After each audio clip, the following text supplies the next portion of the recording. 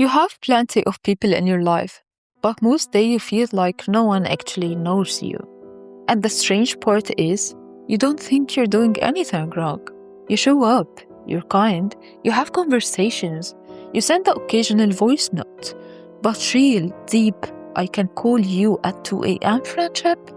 That feels like something that just stopped happening at some point. You remember having those kinds of friends.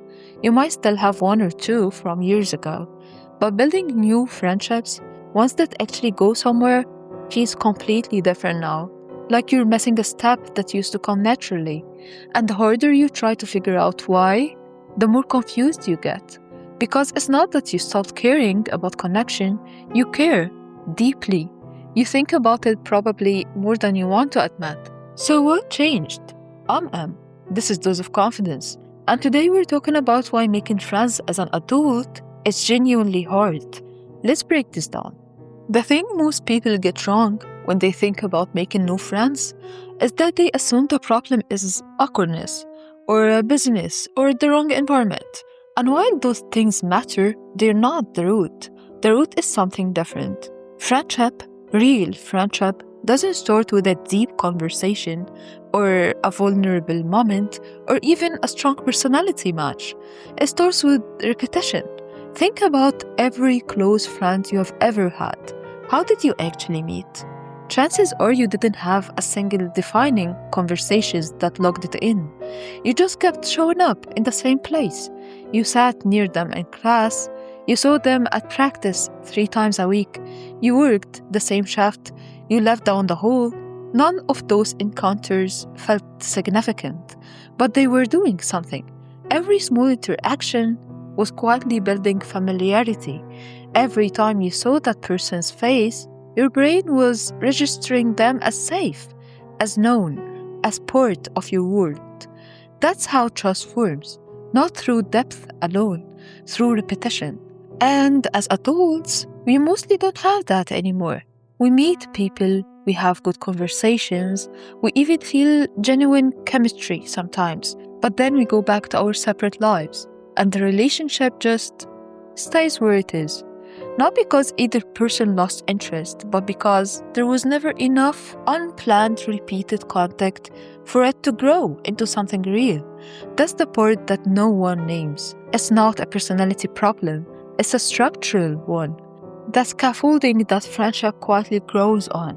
Shared physical space, recurring proximity, type that doesn't need to be scheduled. That scaffolding doesn't exist in adult life the way it used to. So the friendship never gets the chance to be built. There is something else that changes as we get older, and it's harder to see because it happens so slowly. When you were younger, friendships weren't just about companionship. They were doing something much bigger. They were helping you figure out who you were. Who am I? What do I actually believe? What kind of person do I want to be? Those questions were life wires, and your friends were part of how you answered them. You tested ideas with them. You went through things with them. Your identity was still forming, and friendship was part of the process. But at some point, quietly, the urgency faded, not because the questions stopped mattering, but because they were mostly answered. You know yourself better now. You have a sense of your values, your style, your patterns. You're not reinventing yourself the way you were at 21. And that changes what you feel like you need from friendship. The ache to find your people, to belong, to be understood, to not be alone in your experience is still there. It doesn't go away, but it gets quieter. It stops announcing itself as loud as it used to. So you go days, sometimes weeks, without actively seeking connection. And then you sit down on a Sunday evening and feel something hollow that you can't quite name. That's the need. It just learned to wait patiently instead of showing up urgently. The problem is, life responds to urgency. We make time for what presses, and when the desire for friendship goes quiet, it tends to get scheduled last, after everything else that's louder. That's not a failure of priorities, it's just how adult life works. But it means friendship can't become something you always intend to invest in, without ever quite getting around to it. At some point, most adults stop reaching out. Not completely, not consciously, but there's a pullback that happens, and it doesn't always look like fear. It looks like I'm being realistic. It looks like I'm reading the room. It looks like I know when someone's probably too busy, but underneath all of that is something more honest. Rejection as an adult costs more than it used to. When you were younger and something socially awkward happened, there was always another day, another classroom, another chance. The social landscape reset constantly. A bad interaction didn't define anything for long. But as adults, we don't have that. The opportunities are fewer, the circles are smaller, and every time you consider reaching out to someone, inviting them to something, following up after a good conversation, trying to move past the surface level, you're doing a calculation that you might not even be fully aware of. What if they don't respond? What if they think it's weird? What if I'm misreading how much they actually like me? And the calculation often lands on, it's fine, I'll just leave it. The thing is, you're probably not wrong that it's a risk. Vulnerability is always a risk. But what actually makes it feel so large isn't the rejection itself. It's what you're afraid the rejection means. That you're the one who wanted more. That you're the one who misread the connection. That you're somehow too much or not enough or just off in how you read people. That fear is specific, and it keeps a lot of genuine connection from ever starting. Meanwhile, the person on the other side of that almost friendship is sitting there doing the same math, wanting the same thing, assuming you're probably already fine and don't want that connection. Two people, both wanting connection, both waiting for the other to make it feel safe first. That's just what happens when vulnerability has a high price tag, and no one wants to be the one who pays it first. Here is something no one talks about. Getting older makes you better at knowing what you want in a friend. You have been through enough now. You know what drains you and what doesn't. You know which conversations leave you feeling more like yourself and which ones leave you performing a version of yourself that you don't entirely recognize. You have real standards now, not picky in a bad sense, just clear. You want someone who matches your energy, who communicates without games, who makes you feel like you're actually with someone, not just filling silence together. That clarity is genuinely good. It means the friendship you do build tend to be better ones, but it also means the filtering happens much earlier and much faster. A conversation that would have turned into a friendship at 21, where you just went along with the connection and let it grow into whatever it was, might not even get off the ground now, because you can sense within few interactions whether the foundations are really there, and often they're not. Not because the person isn't good, but because good isn't the same as compatible. So a lot of potential friendships quietly die at the acquaintance stage, not from disinterest, from clarity. The tricky part is knowing when that clarity is actually serving you, and when it becomes a way of protecting yourself from the discomfort of something still forming.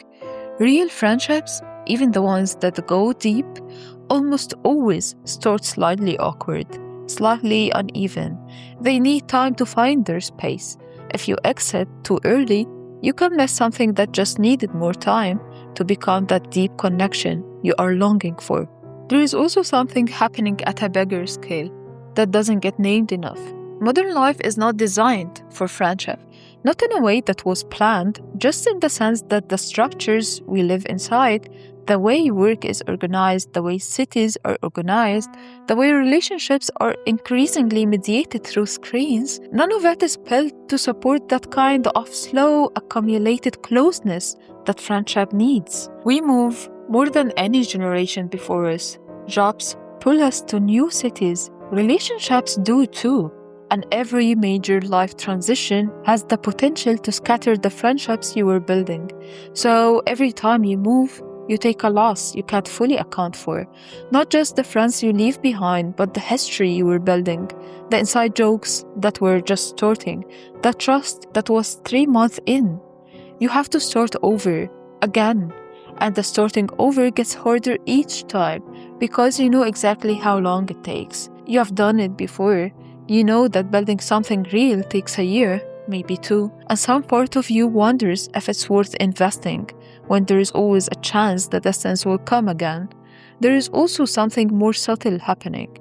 Even without moving, modern life spaces us out. We interact in short windows, meetings, errands, quick check-ins. We have surface contact constantly and depth contact rarely. We are incredibly reachable and somehow incredibly far. And the friendships that survive these conditions are usually the ones that came before, the ones built in a time when the conditions were different, which means for many people, adult friendships become less about growing new connections and more about maintaining the ones you already have, which works until it doesn't, until those friends move, or life takes them somewhere different, or you drift in different directions, and you realize you haven't built anything new in a very long time. So, what do you actually do with all of this? I want to be honest with you here, because most advice on this topic is either obvious or unrealistic. Join a club, go to events, put yourself out there. You've heard it all. And it's not that it's wrong, it's that it skips the actual problem. The problem isn't that you don't know where people are. The problem is that adult life doesn't give friendship the condition it needs to grow. And until you understand that, every attempt feels like trying to grow something in soil that isn't quite right. So the real answer isn't about finding more people. It's about creating connections. It means creating repetition. Not a coffee once, a recurring plan. Not a class you tried, a class you keep going back to at the same time, with the same people around you. Something that puts you in the same room again and again, without needing a reason every time. Because that's what proximity actually does. It gives familiarity a chance to quietly build into something else. It doesn't feel significant while it's happening, but that's exactly how it worked when you were younger. And it still works the same way now. It also means lowering the bar on reaching out. Most adults are waiting for the right moment to follow up, something significant to say, a good enough reason to be in touch. But real friendship doesn't run on good reasons. It runs on small, consistent contact. A voice note that says nothing important, a message that just references something you talked about last time. The bar doesn't need to be high. Another condition is to tolerate the in-between stage. There is a phase in every new friendship where you're not quite close yet, but you're not stranger either. It's slightly awkward, a little uneven. You're not sure how much the other person is actually interested. That stage is uncomfortable, and most adults exit too early, before the friendship has had the time to figure itself out. But sitting in that discomfort is actually the work. That stage isn't a sign that friendship isn't going anywhere. It's just what the beginning looks like when you're not 20 anymore. And also, being intentional about who you stay close to. Not in a calculated way, just in a sense of noticing who you feel like yourself around and choosing to keep that person in your life, rather than letting distance and busyness quietly take over. A lot of friendships don't end. They just slowly stop being maintained. And the difference between a friendship that stays real and one that fades to a name in your phone is usually just consistent small effort over time. And finally, and this is one most people resist, someone has to go first. Someone has to send the follow-up, plan the thing, reach out a second time even when the first time got a slow response. Create the third and fourth encounter when the environment isn't creating it automatically. That feels exposed. It feels like wanting more than the other person does, but usually it's not. Usually the other person is doing the same math, waiting for the same signal. They just assumed you're probably fine. Going first isn't desperation, it's just the cost of building something real when the world stopped building it for you. Before you go, I want to leave you with this thought. The loneliness you feel isn't a flaw in your personality. It's not a sign that you're hard to know. or that you should have tried harder in your 20s, or that real friendship is somehow behind you now. It's a sign that you're living in conditions that make connection harder to build, and you have been navigating that mostly without acknowledging it, just carrying a vague sense that something was missing without understanding why. There's a difference between I'm not good at friendship and friendship doesn't grow well in the life I'm currently living. One is about who you are. The other is about what you're working with. And what you're working with can be changed. Not all at once, but in small, specific, slightly uncomfortable choices. To stay close to people, to reach out to them, to show up again, to let something form, even when it's messy and uncertain and you're still figuring it out. Friendship still exists. The kind that knows you, not just of you. You just have to build it in a different way now. So I want to ask you something before you go. Is there someone in your life right now who could become a real friend if one of you was willing to reach out first? If this video helped you, feel free to subscribe and share it with someone who might need it. And let me know what other topics you'd like to hear about next. You can find more related videos in the description if you want to continue exploring. Thanks for watching, and I'll see you in the next one.